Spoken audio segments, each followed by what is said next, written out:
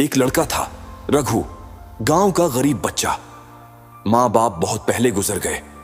किसी ने सहारा नहीं दिया।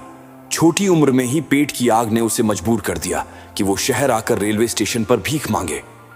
स्टेशन पर लोग आते जाते, कोई सिक्का डाल देता, कोई अपमान कर देता। रघु सोचता, क्या मैं सच में सिर्फ भीख मांगने के लिए पैदा हुआ हूं? वो दिन रात यही सवाल खुद से पूछता, लेकिन जवाब कहीं नहीं मिलता। एक दिन उसने देखा, स्टेशन पर एक आदमी अखबार बेच रहा था। गर्मी थी, पसीना टपक रहा था, लेकिन चेहरे पर संतोष था।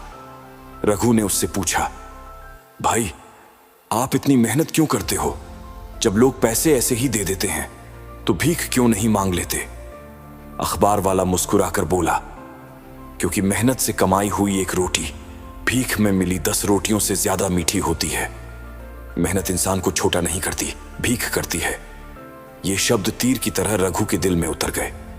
अगले ही दिन रघु ने कसम खाई, अब चाहे जितनी भूख लगे, मैं भीख नहीं मांगूंगा। उसने बोतलें, कबाड़ और पुराने अखबार इकट्ठा करना शुरू किया। लोग हंसते थे, देखो, भिखारी कबाड़ी बन गया।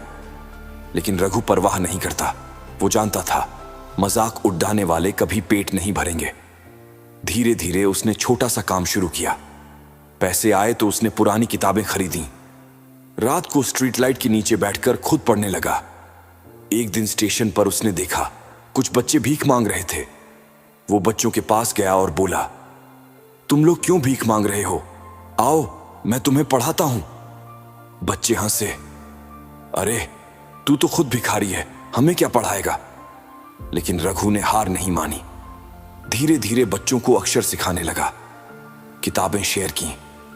उसकी मेहनत देखकर कुछ लोग मदद करने लगे। सालों की मेहनत के बाद रघु ने एक छोटी सी झुग्गी क्लास शुरू की। जहां कभी लोग उसे भिखारी कहकर टाल देते थे, वहीं अब बच्चे उसे गुरुजी कहने लगे। समय बीता, उसके पढ़ाए हुए बच्चे स्कूलों में टॉप करने लगे। कोई डॉक्टर बना, कोई इंजीनियर, कोई शिक्षक। अब वो भिखारी नहीं था, बल्कि हजारों गरीब बच्चों का सहारा था। रघु की संस्था सैकड़ों बच्चों को मुफ्त शिक्षा देती है। लोग उसकी इज्जत से खड़े होकर सलाम करते हैं। रघु की जिंदगी ये साबित करती है, गरीबी कभी गुनाह नहीं होती, लेकिन हार मान लेना गुनाह है। भीख इंसान की किस्मत नहीं, मेहनत इंसान की पहचान है। भिखारी बनकर जन्म लेना हमारी मजबूरी हो सकती है, लेकिन भिखारी बनकर मरना हमारे फैसले पर निर्भर करता है।